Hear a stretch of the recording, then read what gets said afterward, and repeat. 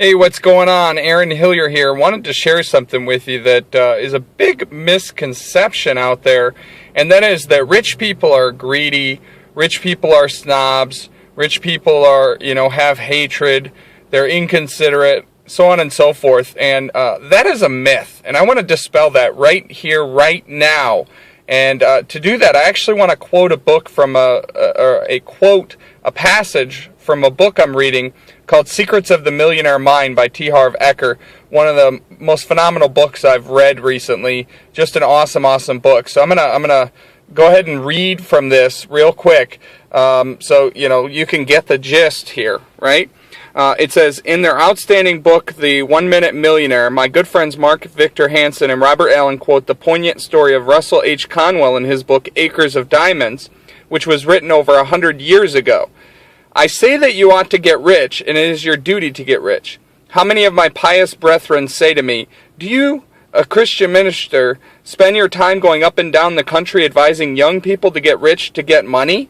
Yes, of course I do. They say, isn't that awful? Why don't you preach the gospel instead of preaching about man's making money? Because to make more money, honestly, is to preach the gospel. That is the reason. The men who get rich may be the most honest men you find in the community.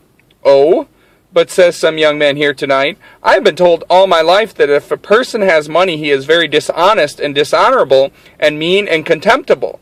My friend, that is the reason you have none, because you have that idea of people. The foundation of your faith is altogether false. Let me say clearly, 98 out of 100 of the rich men and women of America are honest. That is why they are rich. That is why they are trusted with money. That is why they carry on great enterprises and find plenty of people to work with them.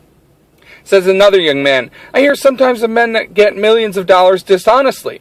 Yes, of course you do, and so do I. But they are so rare a thing, in fact, that the newspapers talk about them all the time as a matter of news until you get the idea that all the other rich men got rich dishonestly.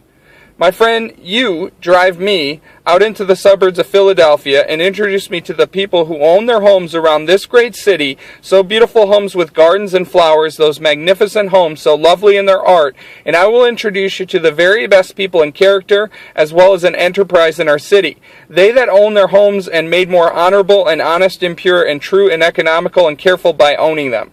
We preach against covetousness in the pulpit and use the terms filthy lucre so extremely that Christians get the idea that it is wicked for any man to have money. Money is power, and you ought to be reasonably ambitious to have it.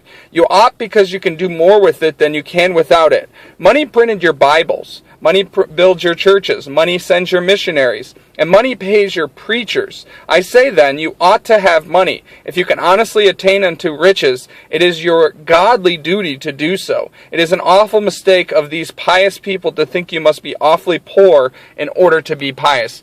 Guys, this is some powerful stuff, and really understand, and I personally can attest to this, virtually every single person that I know that is rich is some of the best people I know. I mean, they've gotten that way by becoming better versions of themselves and by giving back, and he talks about getting people to trust them.